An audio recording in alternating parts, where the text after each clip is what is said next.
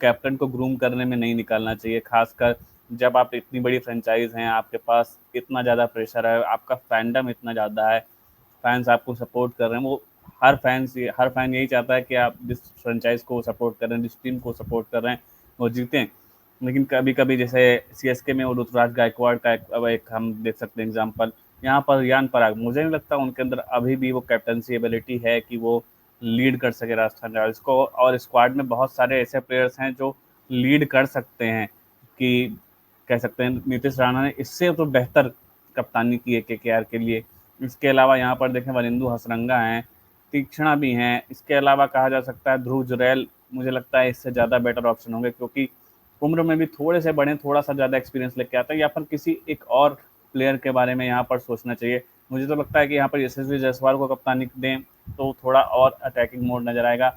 रियान पराग की कप्तानी में वो कह सकते हैं शार्पनेस नहीं नज़र आती मुझे कि वो राजस्थान रॉयल्स को लीड कर सकते हैं। और उनकी लीडरशिप में मुझे लगता है, क्योंकि सारे प्लेयर्स लगभग उनसे सीनियर हैं, तो वो एक कॉम्बिनेशन बिल्डअप होता है। भले ही सामने पिक्चर कुछ और दिखाई देती है, लेकिन मुझे लगता है ड्रेसिंग रूम में पिक्चर कुछ और है।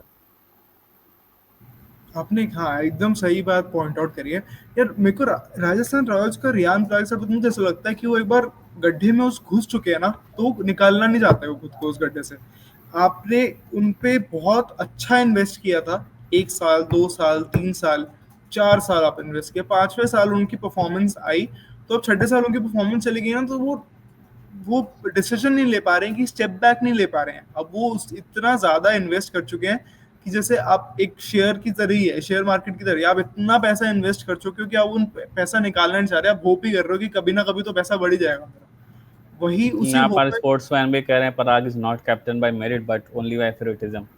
आई don't think it is favouritism जिस तरीके से हम देख रहे हैं। I don't think Riyan Parag has anything to, मतलब कोई ऐसी बहुत बड़ी फैमिली से नहीं आ रहे हैं, या फिर ऐसा कुछ नहीं है जो फेवरेटिज्म उन पे दिखाया जाए। बट आई थिंक थोड़ा सा पर्सनल बायस है आरआर का, जो आई थिंक जब तक वो पर्सनल बायस इस तरीके से कि आप उनको टीम में उनको फेस ऑफ द फ्रेंचाइज बनाओ, तब तक समझ में आता है। पर बहुत गलत की डिसीजंस को उनको लिया जा रहा है। As a captain, I agree कि यशस्वी Jaiswal could have been a much better choice than Ian Parag, only because वो इंटरनेशनल प्लेयर है यार, वो इंटरनेशनल क्रिकेट इंडिया के टेस्ट ओपनर है, फर्स्ट चॉइस ओपनर है। रियान पराग इतना खेले ही नहीं है, और बहुत मुश्किल है उनको कि I don't see him becoming a 3 format player in time soon, may be 2-3 years, जब थोड़ा और मेच्योर हो जाएंगे तब खेल पाएंगे। लेकिन अभी तो Jaiswal is your 3 format player, ODI debut भी कर चुके हैं यार। उनको उनसे ऊपर रियान पराग को captain banana, I don't agree with it. And आप उस ये इतना भी खत्म नहीं हो रहा है। लास्ट मैच में सुपर ओवर में आपने रियान पराग को भेजा किस लॉजिक से?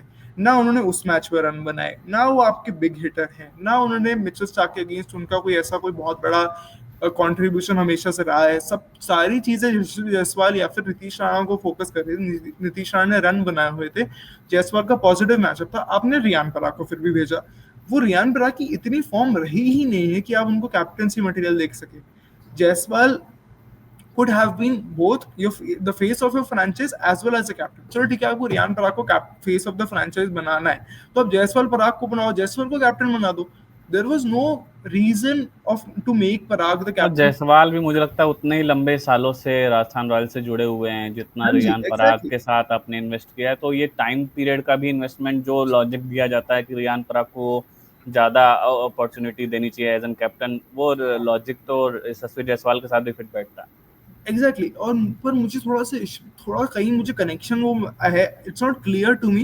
बट मुझे कहीं ना कहीं दिखता है कि जैसे राजस्थान ट्राई कर रही है गुवाहाटी को अपना सेकंड होम बनाने का, उसको फॉस्टर कर रही है, उस चीज को डेवलप कर रही है, तो उनको दिखा होगा कि हाँ पहले 3 मैच में जो संजू सैमसन मिस कर रहे हैं, दो तो गुवाहाटी में ही है, तो इस रियान पराग को कैप्टन बना के उस एरिया को आप थोड़ा और एज अ बिजनेस उसमें वहाँ एक्सपैंड अच्छे से कर सकते हो। Maybe that would have been their thinking. But वही मैं कह रहा बट हूँ आप। मेरा व्यू पॉइंट तो ये है कि जो अगर आप ये स्ट्रेटजी आपकी है as an business point of view, तो मुझे लग रहा है कि आप यहाँ पर भी लूज करते हुए दिखेंगे कि आप जो एग्जैक्टली। आपका जयपुर का फैंडम है, जो आपका जयपुर का बिजनेस है, जो इस तरीके की फ्रेंचाइज आपने क्रिएट की है, जो फैन बेस आपने इस पूरे एरिया इस पूरे रीजन में बनाया है, वो आपका लूज कर जाएगा। और गुवाहाटी या असम जैसे इलाकों में, मतलब कहना ये थोड़ा सा क्रिटिकल हो सकता है, लेकिन नॉर्थ ईस्ट रीजन में क्रिकेट का उतना क्रेज अभी तक तो मैंने नहीं देखा, या मैंने फील भी नहीं किया है एज एन कह सकते हैं क्रिकेट फैन।